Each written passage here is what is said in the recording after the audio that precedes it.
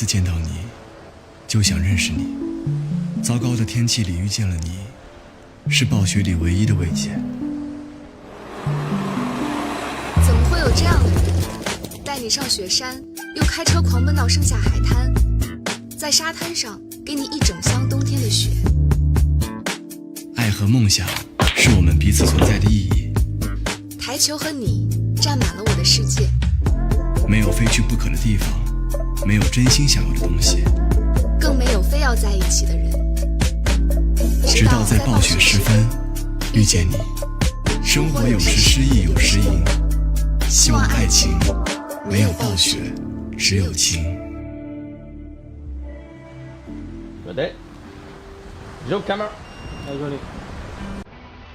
3, 2, 1, action.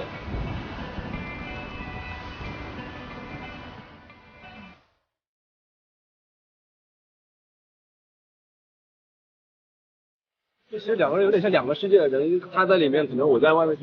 这个其实挺浪漫的，因为两个人还没有认识，微信也没有加上。我觉得这个 OX 我就直接问出来行不行？我在啊，你怎么了？我的意思是，这几年稍微有一点压迫一点。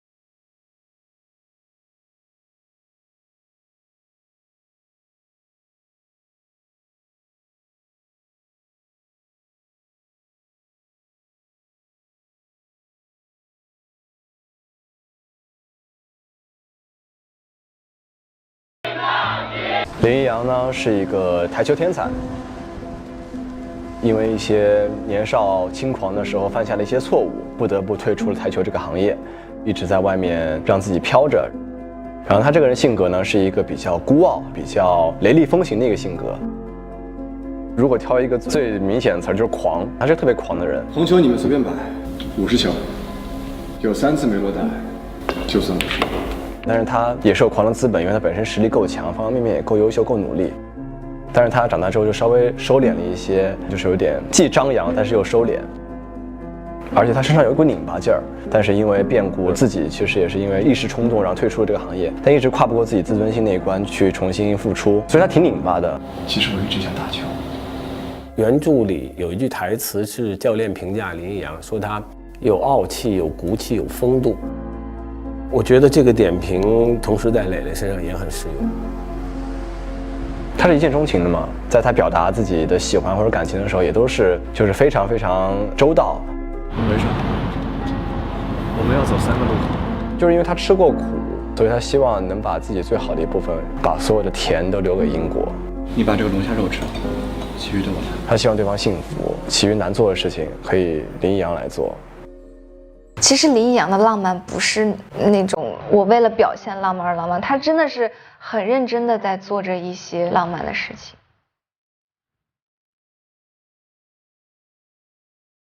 是英国让林一阳重新找到对台球这个项目的热爱。考虑过打职业比赛吗？我觉得你可以试一试。其实林一阳心中一直都那把火都没有熄灭，只是他还在微弱的闪动着。是英国浇了一把油，让他的台球之火重新燃了起来。今年我赢了，我想把这场比赛送给你。其实是英国把林一阳从小深渊里面、小低谷里面给拉了出来。小花，我在呢，我在呢。两个人都是说我们俩要变得一起更好，一直在努力为了这段爱情奔波和成长吧。是个非常成熟、非常美好、非常正确的一个爱情观。就这样子的感情也让我很感动吧，觉得很温暖，然后两个人感情也很甜啊。东星城对于他来说肯定是家嘛，那里有他最亲的人、最亲的兄弟们，包括里面所有的人，包括贺老，就对他来讲是一个无形的羁绊。就是好像是一条隐形的线，这样一直拉着他。吃点肉。因为林一阳很早就父母就走了嘛，一直是贺老给他家长一样的关爱。但是也是因为一些矛盾嘛，两个人都是性子特别直、特别倔。你走吧，京城没你这个人了。一个人说要赶紧走，一个人说那我走，然后谁也不愿意回头。到10几年后，就是在回首看的时候，才发现其实真的错过了很多，留下了很多遗憾。握不住。我记得我拍那个在洗手间里痛哭的那场戏的时候，其实我心里挺没数的。其实那时候人是木的，也不知道该怎么演，很紧张。然后导演跟我讲了一句话之后，我现在就感觉有点抓到那个感觉了。就其实跟我表演里的状态是一样的，就人一开始是木的，然后后知后觉觉得好遗憾，为什么没有早一些回去？为什么哪怕只早1天呢？林一阳的话，在个性上跟吴磊也是挺相近的，就是很执着，然后很认真。好，你再来，要不再找一个？我觉得他是一个就有很多想法的演员，包括对一些道具啊，就他很知道什么东西就可能会对我们这段戏，然后对这个人物关系有帮助。就是蹭到了之后，然后突然扒开他，先试一下球的位置。他会有一些设计在。先上架杆，架杆不顺手换左手，怎么样？对，这个合理吧？跟磊磊有一个最大的特点，自己都对自己要求很高。不行，导演，我可以。这个需要人非常的冷静，心非常静，这其实挺磨心性的。不管是他的气势啊、姿势啊，还有神态啊，都跟专业都非常接近。无论是台球领域还是爱情领域，他都是一个无微不至的男人。满分10分，给他打9分吧。总觉得10分太满了，9分差不多。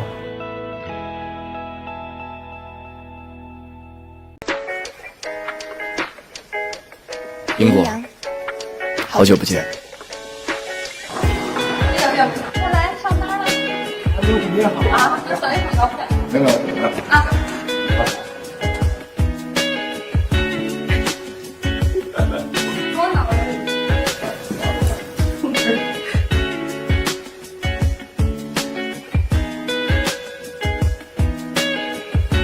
别动了，我们再翻拍一下。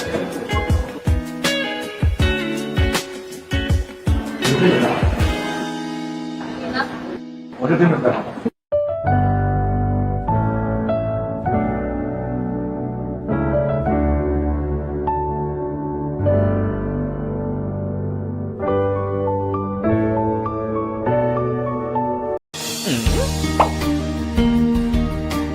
OK 了。你得高一点，高一点，高一点，高一点，高一点。哎，不行，太高了，低一点。好，OK，别动啊，我看你。你别走，你过来，过来一起。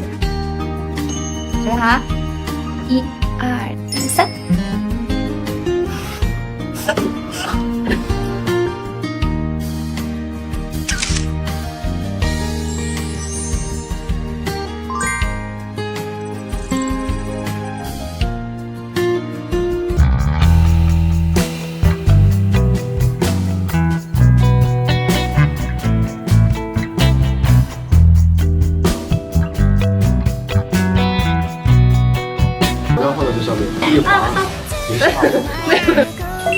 你刚准备说话。等等，乖。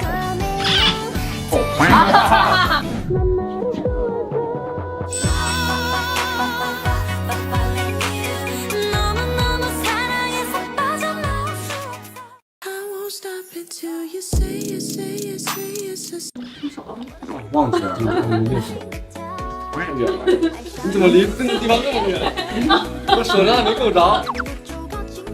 我快把我腿拿不出来了。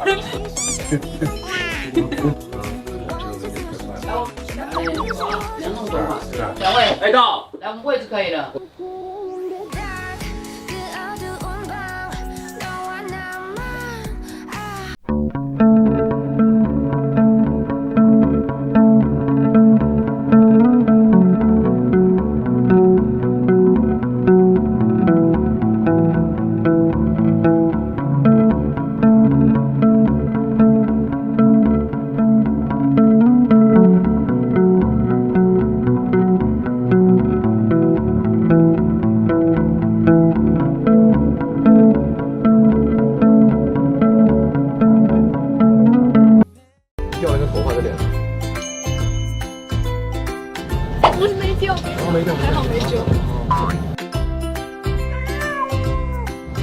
Action。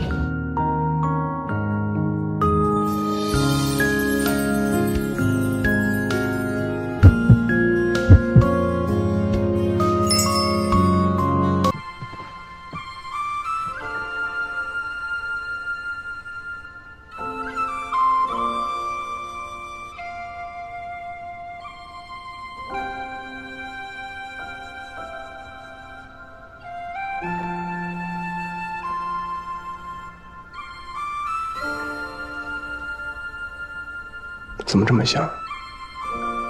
刚刚洗完澡，睡前洗。你过去都老大不小了，难道不知道女孩子洗完澡都是香的吗？过去什么？不说了。你过去。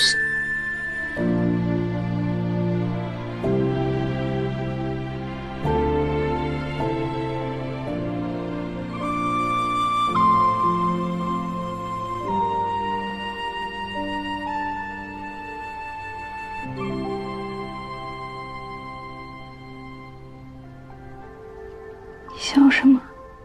怎么伤的呀？这么好看？花言巧语。老实交代，过去是不是很多人追你？我哥在我们学校有好多徒弟，初中就放坏了，不让人追我，所以在学校敢跟我说话的男生都少。看来以后要好好感谢一下孟小多了。但是有一次，只有一次，莫名其妙的被训。我们班呢有一个留级生在校服后面写我的名字，我根本就不知道，就被老师叫去办公室，非得说我早恋要叫家长。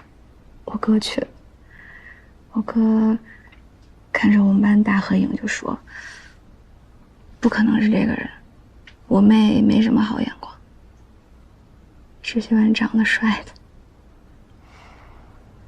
还好我长得还可以，不然真没有把握追到你。真自恋。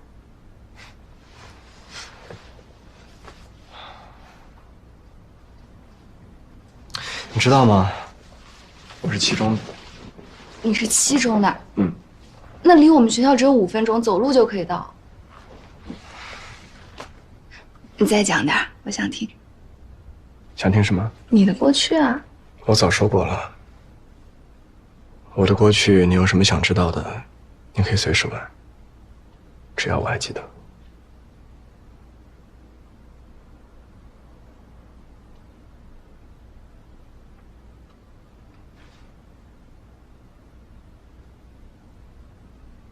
我爸妈妈是一块儿走的，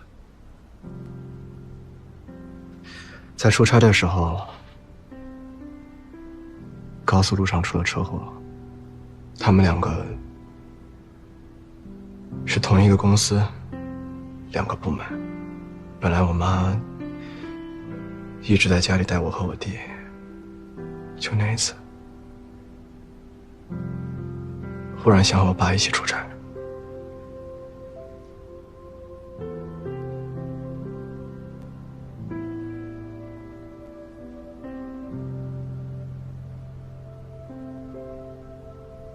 你能说出来，应该是放下，对吗？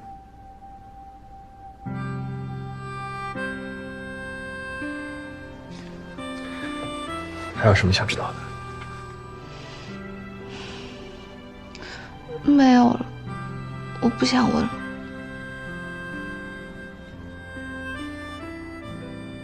我刚刚在睡觉，是被你吵醒的，我还困着呢。抱你去床上。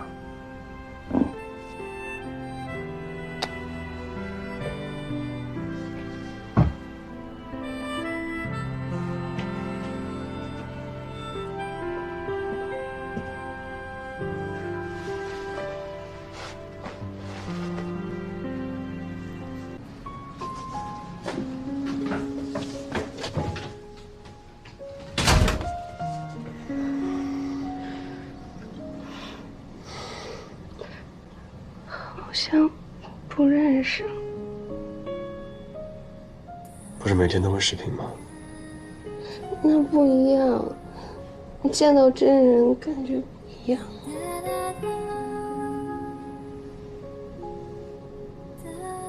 给我吧。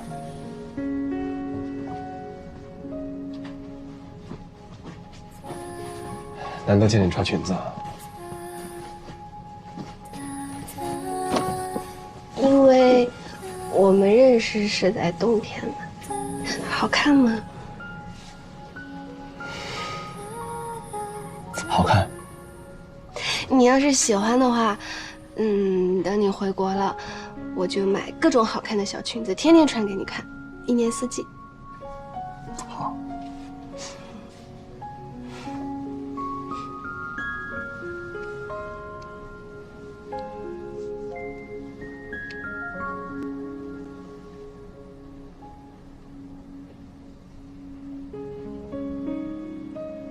感觉不亲近了。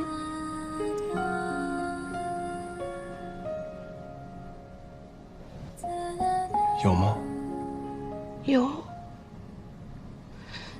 你刚进门就抱了我一下，然后我就松开了。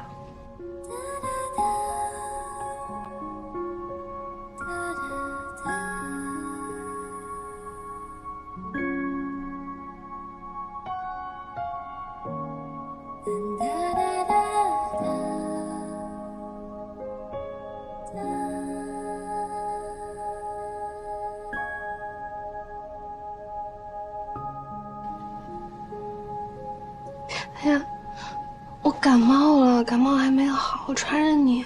没关系。哎，等一下，先看礼物。今天不是你生日吗？我提前给你买好的，顺便带过来了，省得再给你寄了。先看我的。不，先看我的。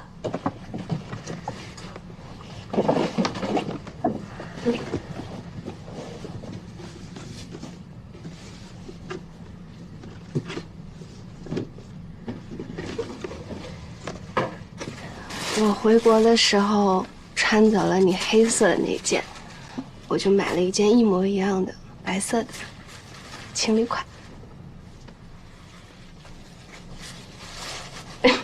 好看。我看你的了。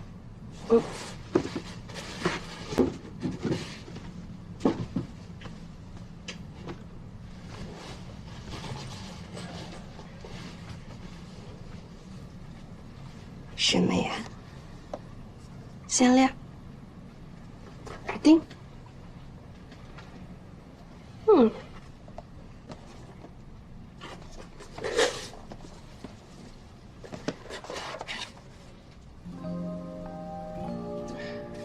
这是我第一个冠军的奖金，不是很多，随便花。